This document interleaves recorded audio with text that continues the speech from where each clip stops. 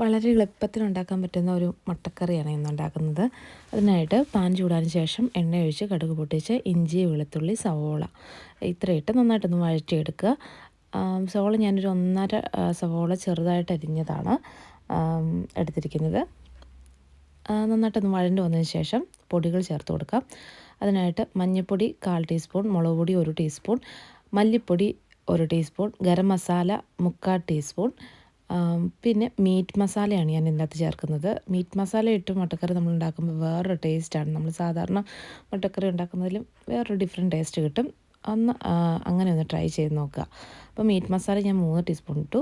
എന്നിട്ട് നന്നായിട്ടൊന്ന് വഴറ്റി കൊടുക്കുക. ഞാനിവിടെ UK വന്നതിന് ശേഷം വിശ്വാസിൻ്റെ പൊടികളാണ് കേട്ടോ യൂസ് ചെയ്യുന്നത്.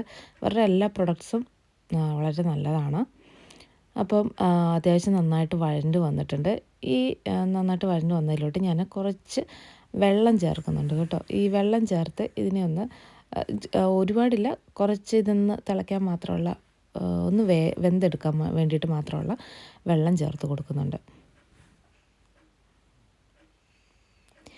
അപ്പോൾ ഇതേ വെള്ളമൊക്കെ പറ്റി നന്നായിട്ട് സെറ്റായിട്ടുണ്ട്. ഒരു തിക്ക് ഗ്രേവി ആയിട്ടാണ് വന്നിരിക്കുന്നത്. നമുക്ക് ഇങ്ങനെ ഇതിനകത്തോട്ട് മുട്ടയിട്ടിട്ട് ഒരു എന്താ പറയുക, റോസ്റ്റ് പോണൊക്കെ എടുക്കണമെങ്കിൽ അങ്ങനെ എടുക്കാം. ഞാൻ ഇതിനകത്തോട്ട് കുറച്ചുകൂടെ വെള്ളം എടുത്ത് ഗ്രേവി ആക്കി എടുക്കുന്നുണ്ട്. അപ്പം ഉപ്പ് പാകത്തിന് ചേർത്തു. ഇനി കുറച്ച് വെള്ളം കൂടെ ആവശ്യത്തിന് ഗ്രേവിക്ക് അനുസരിച്ചുള്ള വെള്ളം ചേർത്ത് കൊടുക്കുക.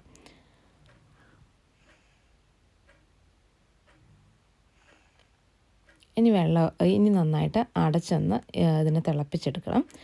അപ്പോൾ ഈ തിളച്ച് വന്നതിലോട്ട് ഞാൻ 3 മുട്ട ചേർക്കുന്നുണ്ട്. 4ആയിട്ട് ഞാൻ ഒരു മുട്ടയെ 4ആയിട്ട് മുറിച്ചിട്ടാണ് ഞാൻ ചേർക്കുന്നത്. അത് 2ആയിട്ട് മുറിക്കാം, അല്ലെങ്കിൽ മുഴുവനോട് ഇടണമെങ്കിൽ അങ്ങനെ ഇടാം. ഇവിടെ എല്ലാവർക്കും ഇങ്ങനെയാണ് ഇഷ്ടം, അതുകൊണ്ടാണ് കേട്ടോ ഞാൻ അങ്ങനെ ഇട്ടത്. പിന്നെ മസാലയൊക്കെ നന്നായിട്ട് പിടിക്കുകയും കൂടി ചെയ്യും. അപ്പം ഇതിനെ നമുക്ക് വീണ്ടും ഒന്നുകൂടെ അടച്ച് വെച്ചൊന്ന്